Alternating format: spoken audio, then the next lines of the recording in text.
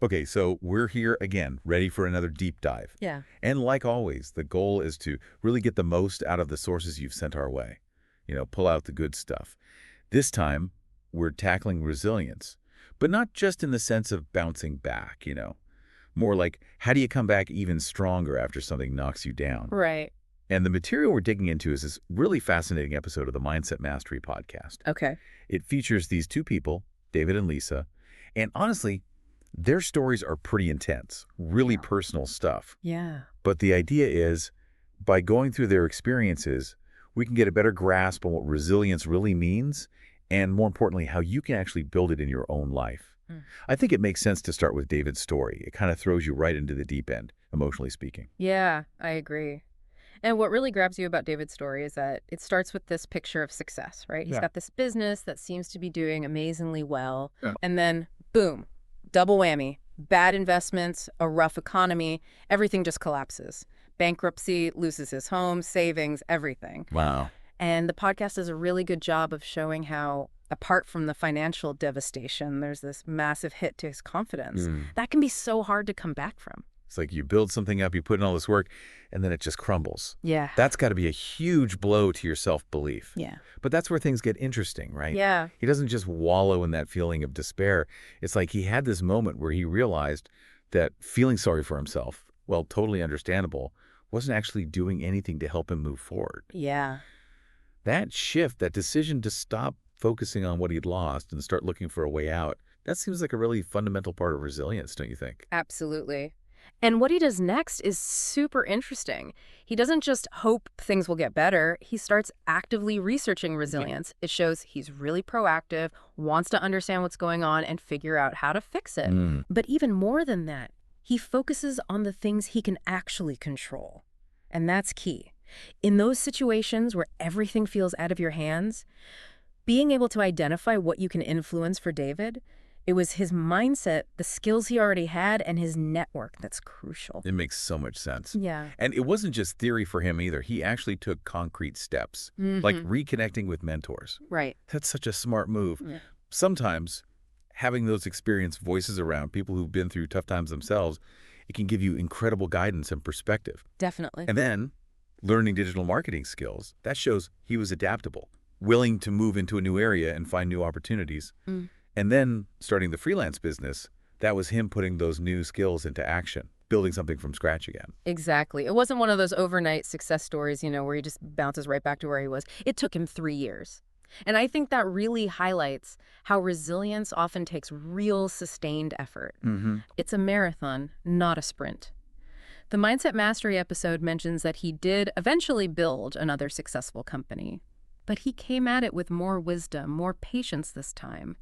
It's almost like the whole experience made him grow. So as you're listening to this, what really jumps out at you from David's journey? For me, it's that resilience isn't just about being tough and pushing through. It's more about actively learning and adapting. It's about finding the lessons hidden within those setbacks and figuring out how to adjust, maybe even getting new tools to help you navigate the new landscape. It's not just about getting back to square one. It's about the potential to actually move forward in a different, maybe even better way. So I guess the question is, when you're hit with a big challenge, are you asking yourself, what can I learn from this? How can I adapt and grow? Yeah, that self-reflection is super important. And if we step back a bit, David's experience really illustrates this idea of agency. Even when things felt totally overwhelming, totally beyond his control, he didn't just sit there and feel like a victim. He took charge of his own recovery, focused on the things he could actually do something about. Exactly. Yeah. Okay, so let's switch gears and look at Lisa's story. Her situation was different, but her journey shows us some equally important sides of resilience. Becoming a single mom at a young age, no financial support, no degree. That right there paints a picture of some serious pressure and very few options. Yeah. And the feeling she describes in the podcast, this feeling of being trapped, hopeless, that's something a lot of people can relate to, even if their specific circumstances are different. What's really striking about Lisa's story is that feeling of being completely stuck. It's like when you're facing so many huge challenges all at once, it becomes almost impossible to even see a way out. And that feeling of hopelessness can really hold you back, It can stop you from even trying to make things better. And that's exactly why the quote she shares feels like such a turning point. She says, your situation does not define you. Your response to it does.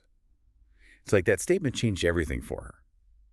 It's a powerful reminder that, yeah, we can't always control what happens to us, but we can always choose how we react. It really gets to the core of this thing psychologists call an internal locus of control. Instead of feeling like she was just at the mercy of her circumstances, Lisa started to see that she had the power to choose how she responded to them. That shift in perspective, going from feeling like a victim to feeling like she could actually change things, that's often the spark that kicks off the whole process of building resilience. Right. And just like David, it wasn't just about changing her thinking. She actually put a plan into action, setting small, manageable goals, saving a little money each week, taking online courses. Those are concrete things you can do that build momentum and make you feel like you're accomplishing something. Hmm. And the fact that she emphasized seeking out positive influences, that's also crucial. The people you surround yourself with can really impact your mindset, your ability to keep going when things are rough. It's about choosing who you let into your life. Exactly. Those small wins are so important for building what we call self-efficacy, that belief in your ability to succeed. Every little goal that Lisa achieved reinforced her belief that she could actually achieve bigger ones. Yeah.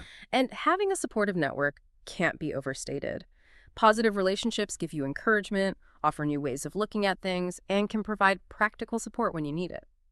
The fact that Lisa went from feeling completely trapped and hopeless to building a stable career, owning a home, and even becoming a mentor to others, that shows just how powerful these consistent actions combined with positive mindset shift can be. So the main takeaway from Lisa's story seems to be that even when you're facing what feel like insurmountable obstacles, taking control of your mindset and committing to those small, consistent actions can lead to really big, lasting changes.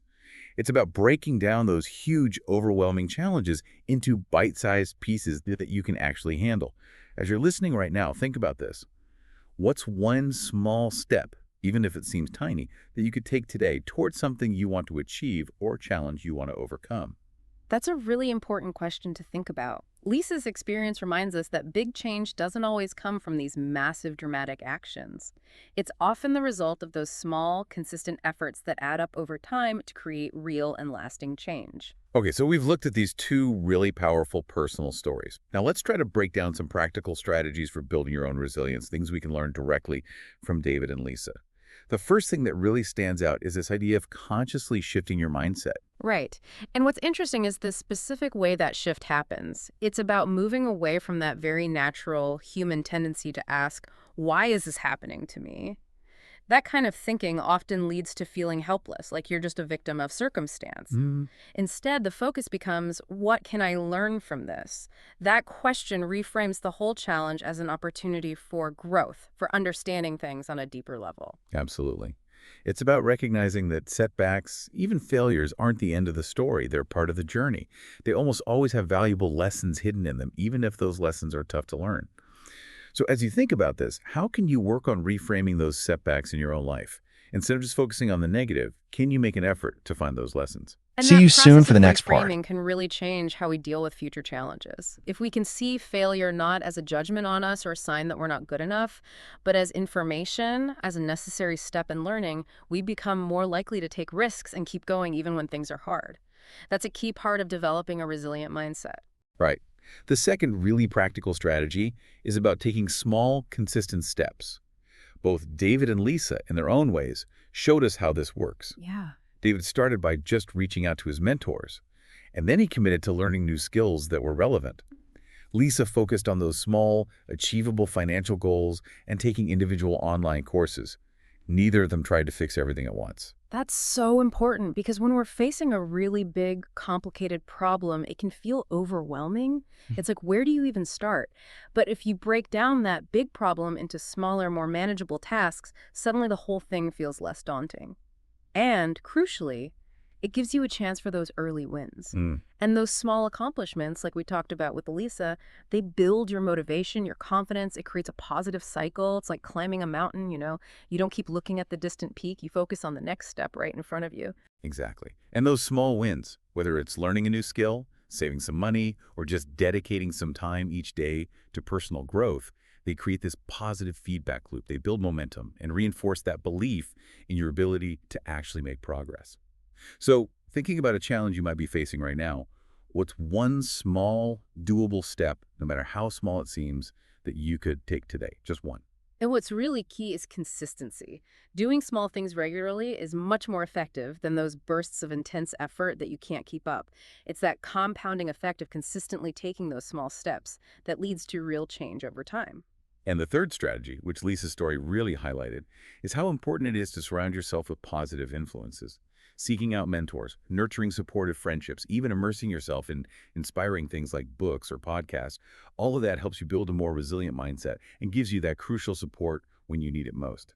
That old saying, you become like the people you spend the most time with. It's really true, especially when we're talking about resilience.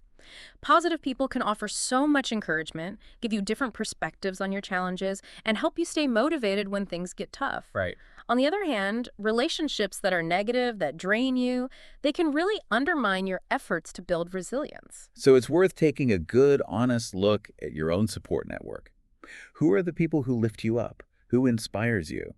And are there any relationships that, even if they're comfortable, might actually be holding you back? Yeah. Actively building those positive connections and finding mentors who've been through similar challenges, that can be a powerful tool for building resilience. And this idea of positive influence also applies to the kind of information we consume. Filling our minds with stories of people overcoming adversity, with resources that focus on solutions, that can really help us develop a more positive and resilient outlook on life. So to sum it all up, life, as we all know, is full of unexpected challenges. Resilience isn't about avoiding those challenges, it's about how we respond to them, how we rise above them when they inevitably happen. We saw through David's story how focusing on his skills and his network, being willing to adapt to a new reality, helped him navigate the collapse of his business and rebuild. And Lisa's journey showed us the power of choosing a positive, proactive mindset and taking those small, consistent steps forward even when the path ahead seemed impossible. And what's really clear from both of their stories is that resilience isn't some fixed personality trait you either have or you don't. It's more like a muscle you can train. You can actively develop it, strengthen it, and get better at it over time by putting in the effort and using the right strategies. Right. David's focus on those external things like skills and network, together with Lisa's emphasis on internal shifts in mindset and consistent action, that gives us a really well-rounded and practical approach to building this incredibly important ability. And at the end of the day, this deep dive into David and Lisa's experiences really shows that you, our listener, have an incredible capacity for resilience inside you. It might not always feel that way, especially when you're in a tough spot, but that ability to adapt, to learn from hard times, and to keep moving forward, that's a fundamental part of being human. This brings up a really important question for you to consider. Based on what we've learned from David and Lisa and the strategies we've discussed, how will you actively build your own resilience, knowing that challenges are inevitable? What specific steps can you start taking today? That's a powerful thought to leave you with. Remember, your story is still being written.